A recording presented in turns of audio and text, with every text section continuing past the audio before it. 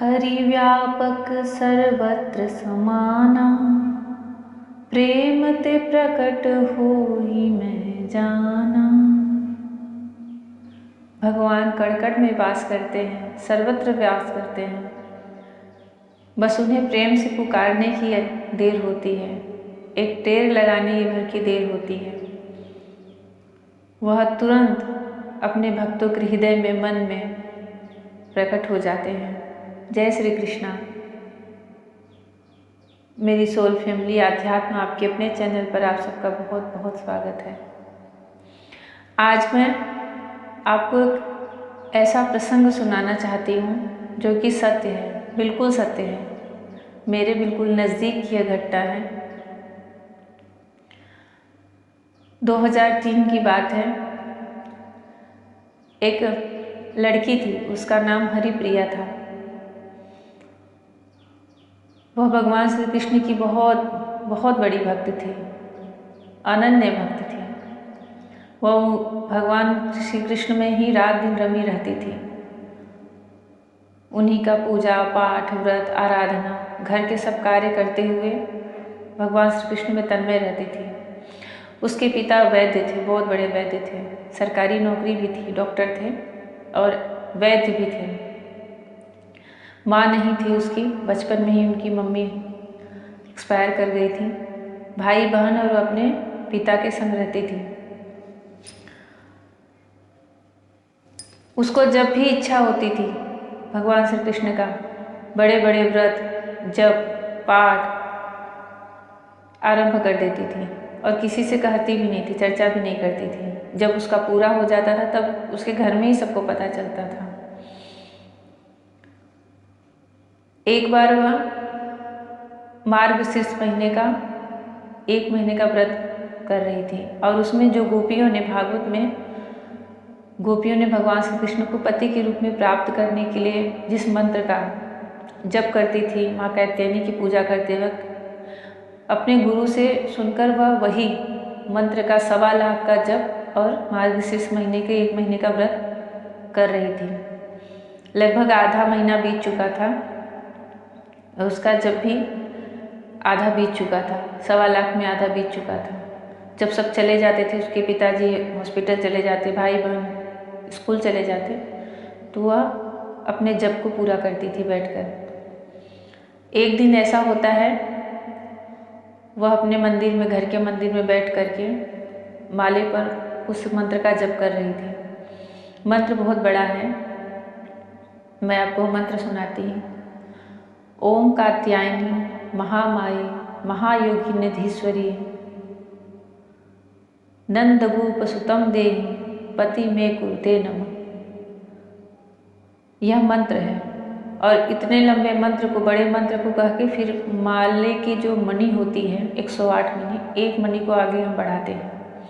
और माला जपने का एक नियम होता है कि जब आप उसको हाथ में लिए तो बीच में बोलना नहीं चाहिए, उठना नहीं चाहिए जब तक कि वह माला आपकी पूरी न हो जाए।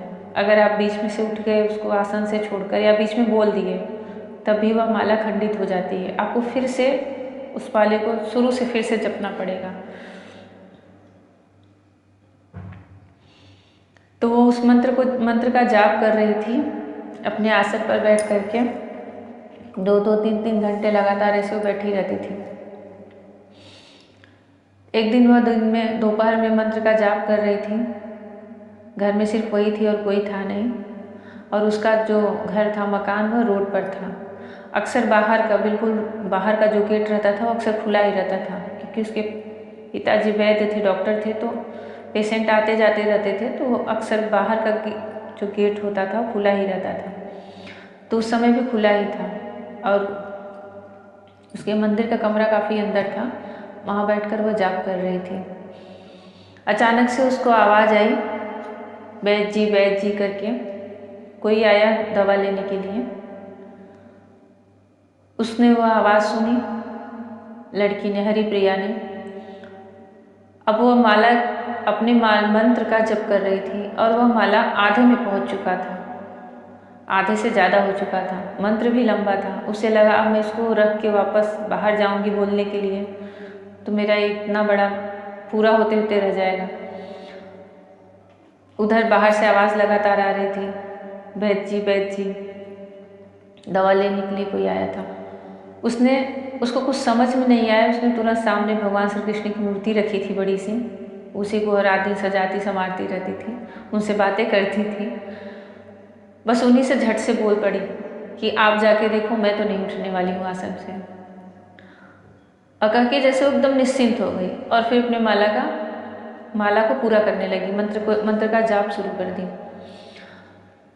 थोड़ी देर में वो यह भी भूल गई कि कोई आया भी था आवाज़ देने के लिए। जैसे जैसे उसका मंत्र पूरा हो गया, वो एकदम ध्यान में चली गई। और जब माला उसका पूरा हुआ तो अचानक से जैसे किसी ने याद दिलाया कि कोई आया है। उसको ध्यान आया कि कोई आया था। तो उसने सोचा कि मैं जाऊं, अब तो जो आया है वो चला ही गया होगा, मैं गेट ही बंद कर देती हूँ ताकि जब तक मैं जब कर रही हूँ तब तक कोई मुझे विघ्न न हो।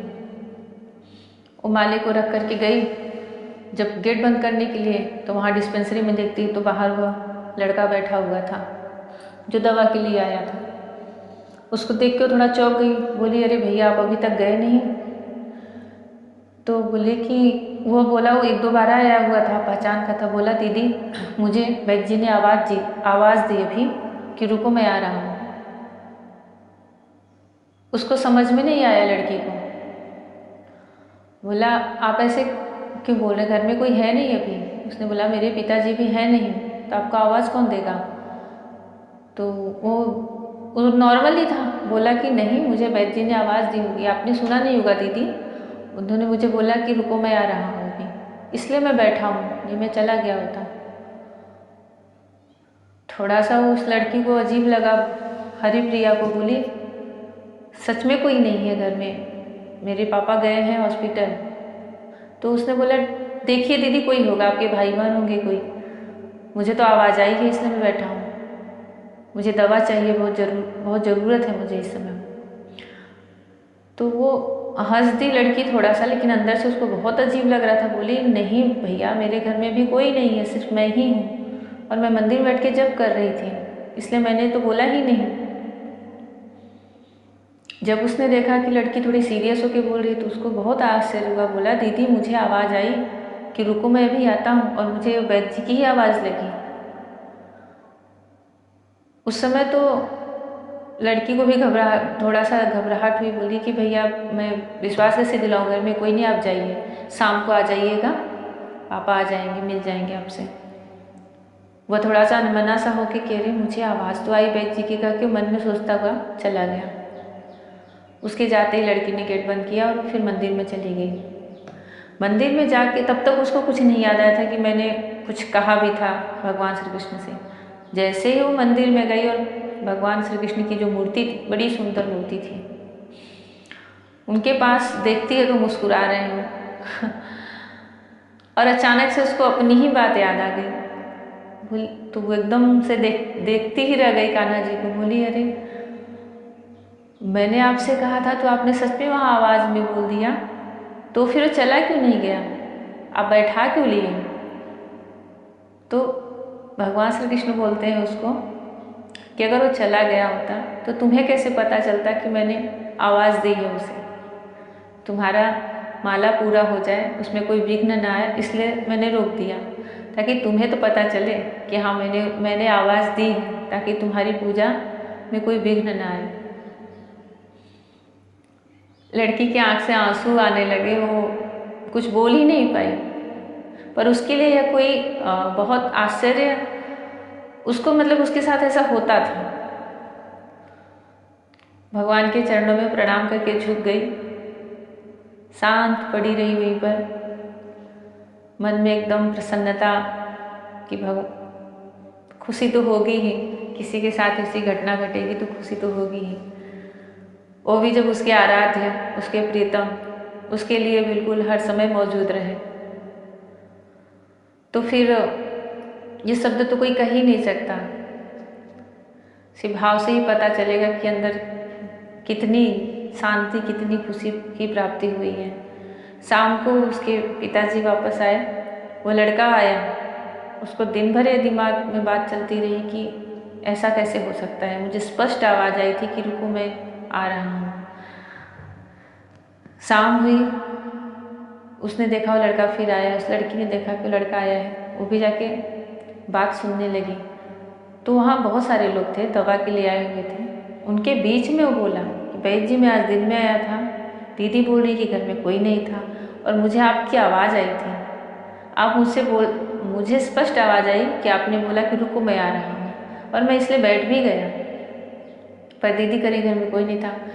मेरे उसके जो पिताजी थे वो थोड़ा सा हंस दिए, वो समझ गए बात को, क्योंकि उन्हें पता था कि उनकी लड़की के साथ ऐसा होता रहता है। वो भगवान श्री कृष्ण की अनन्य भक्त थी।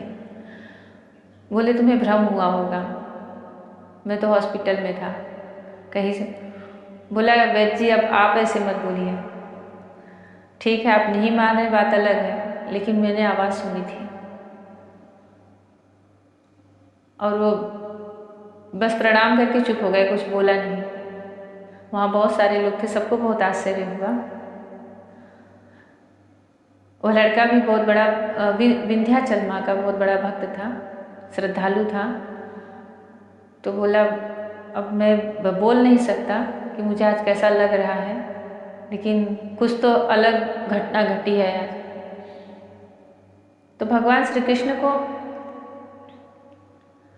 कृष्ण है ही ऐसे, उनकी भक्ति में जो लग गया उसका जीवन साधारण रह ही नहीं जाता। ये सोचो कि ऐसे ही रोज की दिनचर्या जैसे चलती है सबकी, साधारण आम लोगों की, वैसी चली वैसा हो ही नहीं सकता। एक बार भगवान श्री कृष्ण ने जिसको छू लिया, स्पर्श कर लिया, फिर उसका जीवन पूरी तरह से बदल जाता है।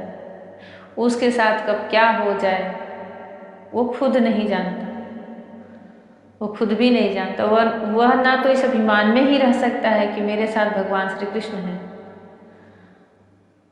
ना ही वह कभी अपने आप को कमजोर समझ सकता है कि मेरे साथ कोई नहीं है। उसकी गति मति बुद्धि सब अलग ही रहती है। बस वह इतना जानता है कि मेरे साथ कभी गलत नहीं हो सकता।